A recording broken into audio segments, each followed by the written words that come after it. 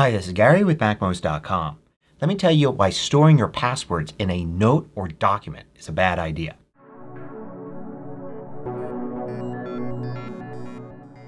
MACMOST is brought to you thanks to a great group of more than 1,000 supporters.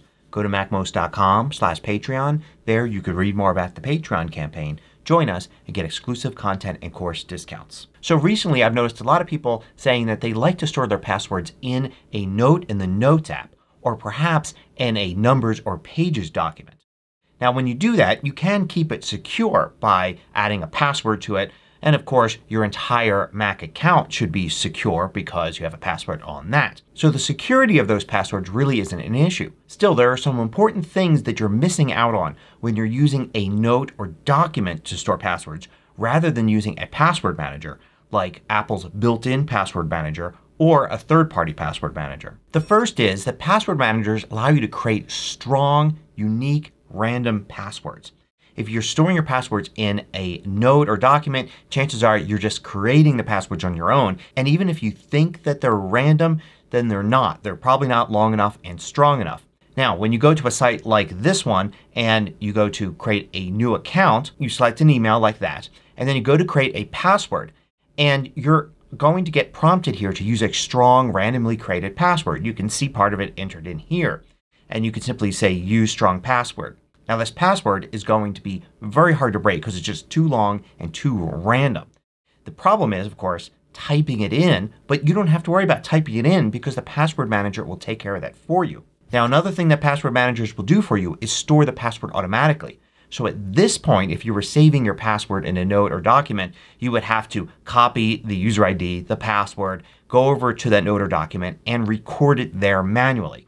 But when I simply register with this password at the site, now that's stored in my password manager. So in this case I'm using the default password manager included with Mac OS. And when I go and look at that, I could find it right here. And I could see it's recorded that password for me. I don't have to do any additional steps, and there was no chance that I would have forgotten to do it in quickly setting up an account at a site. Now another thing a password manager does for you is it easily allows you to autofill the password. So in this situation where I want to log in, if I was storing them in a note, I would have to go to the note. I'd have to copy the ID, copy the password, put them in each of these fields. But the password manager does that for me. I go into here and in fact it will show me if I have multiple IDs assigned to this site. Select that one and you can see it filled in the password for me. I didn't have to type it in. I didn't have to copy and paste it in and maybe make a mistake, and now I could log in. So this saves you a lot of time, particularly for sites that are very secure and ask you to log in all the time. Like a bank should ask you to log in each and every time. It shouldn't leave you logged in for a long period. That means you'll be entering your password in all the time and having to go back and forth between a document and the login page to do that. Now here's probably the most important thing that a password manager gets you. It's protection against a phishing attack.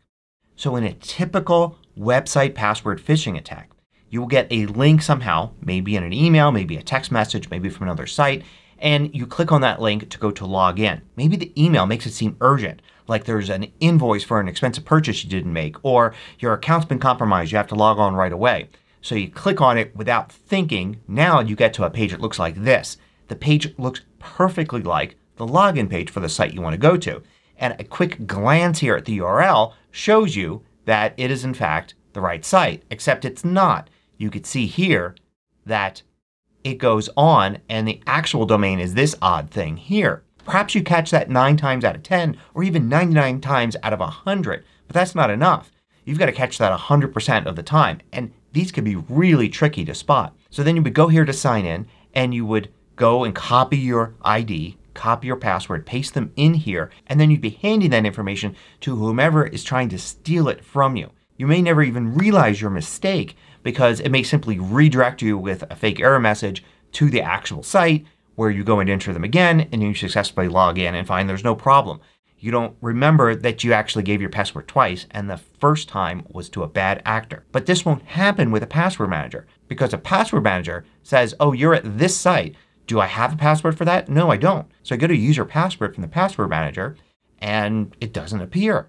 Something's wrong. Now that prompts you to take another look here to see that, oh, this is the wrong site.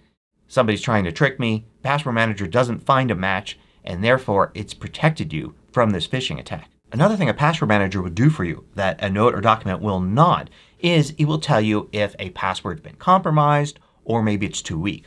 For instance, in this case, this password here is too weak and it's telling me it's easily guessed. It puts a little caution symbol there and it prompts me to do better. If the password was compromised, say somebody stole a database of passwords from a big site, then it would also show that up here and you would know about it and be able to make the change. A note or document's not going to do that, of course. And here's one last thing that a password manager will do for you. This is fairly new for most password managers, including Apple's built-in one. You could see it here. If I go into Edit, you could see there's verification code and I can enter a setup key.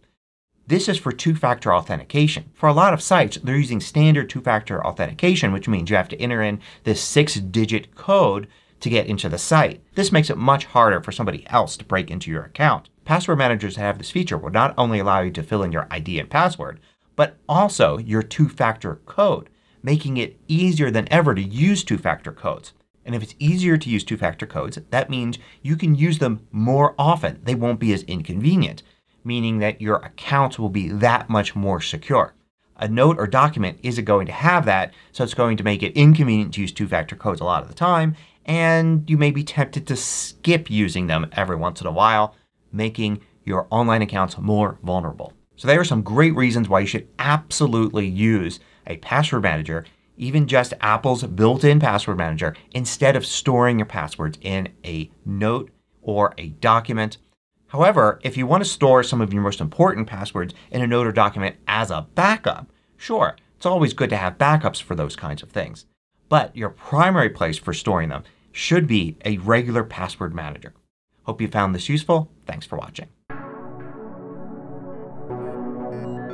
If you liked this video, click the thumbs up button below to let me know. I publish new tutorials each weekday. Hit the subscribe button so you don't miss out.